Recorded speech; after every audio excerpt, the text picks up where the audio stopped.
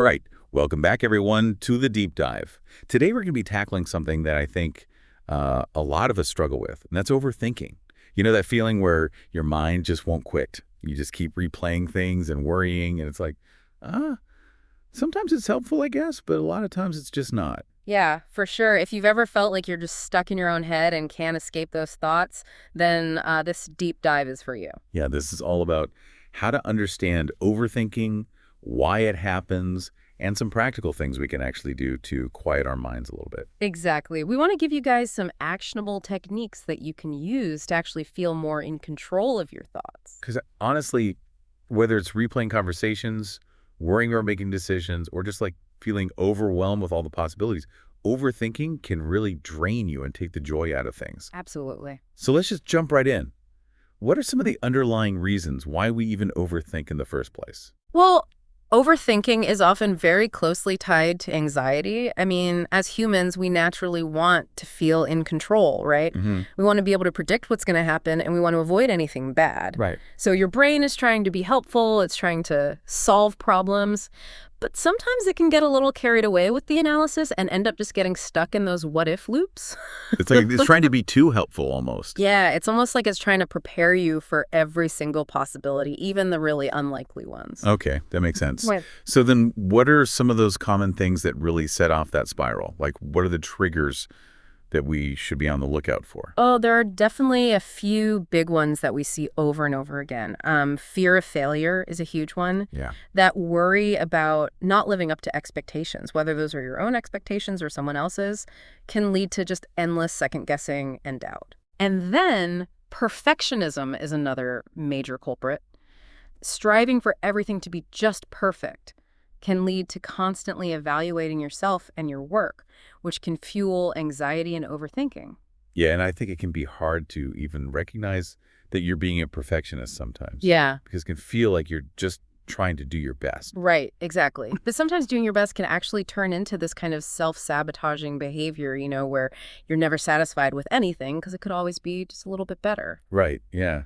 And I guess kind of connected to that, just like the feeling of being overwhelmed by all the choices that we have. Oh, absolutely. It's funny because you'd think that having more choices would make us feel more free and empowered, but actually, it often just leads to more overthinking. It's that paradox of choice thing, right? Welcome back. You end up spending more time agonizing over which option to choose than actually enjoying any of them. Absolutely, yeah. You're so worried about making the wrong choice that you end up feeling paralyzed and unable to move forward at all. So it sounds like recognizing those triggers is kind of the first step to like breaking free from the overthinking cycle. It really is. It's about starting to understand your own individual patterns, like what situations, feelings, or even specific thoughts tend to send you down that overthinking rabbit hole. Okay, so now we're starting to get a sense of why this happens, Mm-hmm. but how can we tell when we're actually in the middle of overthinking? Mm-hmm. What are those signs that we should be paying attention to? That's such a good question. One of the biggest giveaways is that you find yourself replaying the same thoughts or conversations over and over and over again in your head. Oh, yeah. And often, like, you're not actually coming to any new conclusions or solutions. It's just the same loop. Exactly. It's a broken record. It's like a hamster wheel. You're also probably going to notice that you have this tendency to imagine worst case scenarios, even when there's no real reason to think that those things are actually going to happen. Oh, yeah. Like, you're basically just catastrophizing for no reason. And as we talked about before, another sign is that you might find it really hard to make decisions, even simple everyday ones. Totally, yeah. It's like you get so caught up in analyzing all the possibilities and potential consequences that you just feel completely frozen. Yeah, you just get stuck. Exactly. And it's such a waste of energy because you're using up all this mental bandwidth on stuff that isn't actually helping you. Right, it's not productive at all. Yeah, it's the opposite of productive, really. So let's say you're in that overthinking zone, right? Yeah. What can you do right then and there to try and snap out of it? Are there any, like, quick techniques that we can use in those moments? Yeah, for sure. There are actually a few simple things you can do that can be really effective.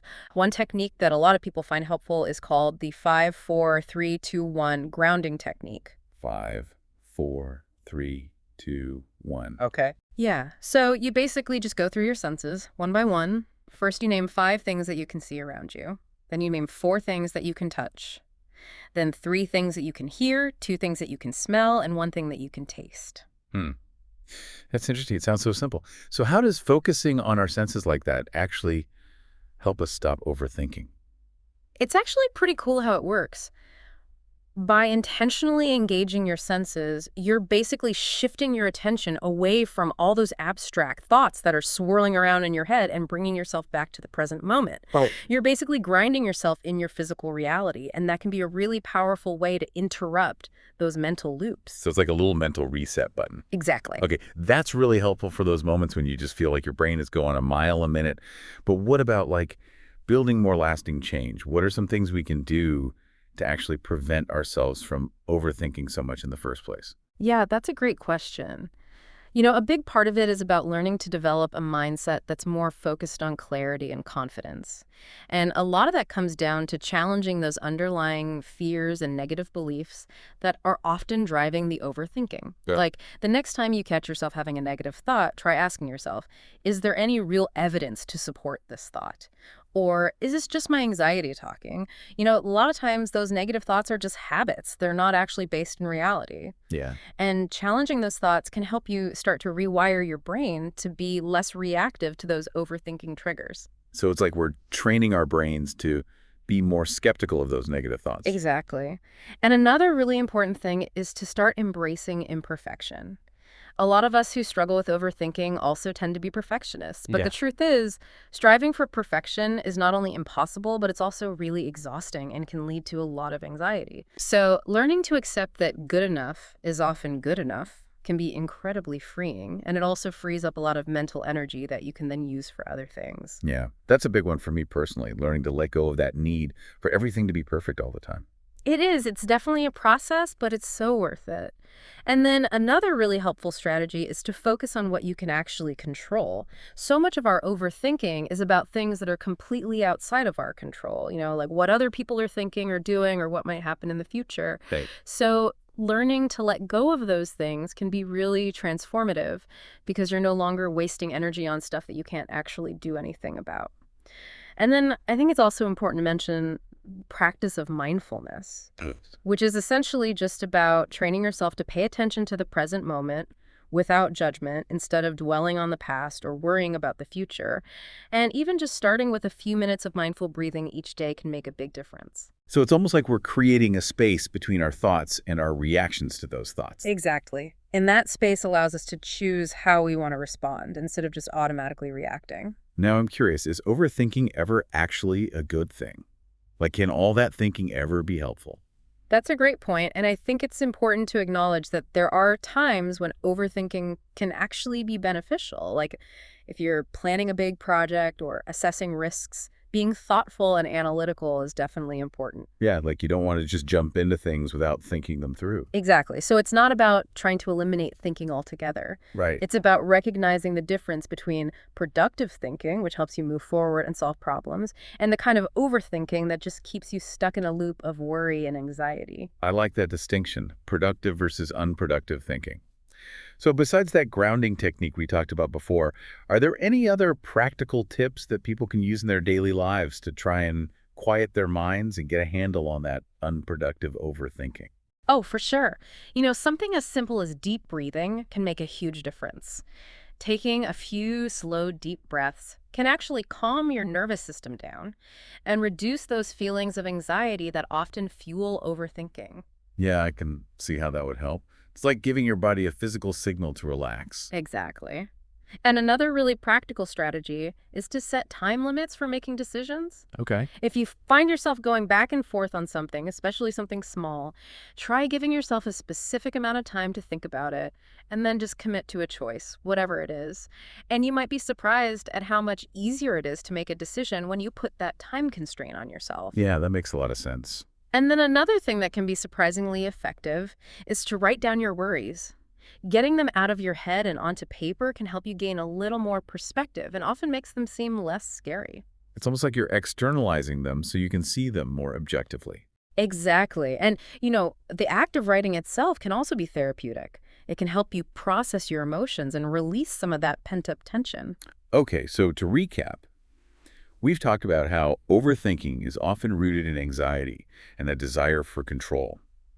We've identified some common triggers like fear of failure, perfectionism, and even having too many choices. And we've also learned some practical techniques to help us manage those thoughts, both in the moment and in the long run.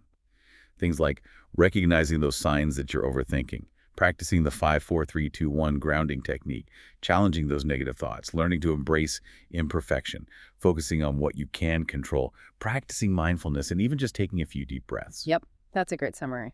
Awesome. So the big goal here is to help you guys feel more at peace and more in control of your own minds. Exactly. We want you to be able to enjoy your life more and not get bogged down in all that mental chatter. And on that note, here's a little challenge for you guys as you go about your day. Think about one small step you can take today to try and break an overthinking pattern. Maybe it's trying that grounding technique we talked about, or setting a timer for 5 minutes to make a decision you've been putting off. Whatever works for you. Yeah, just experiment and see what helps you feel a little more grounded and present. Remember, even small changes can make a big difference over time. Thanks so much for joining us for this deep dive.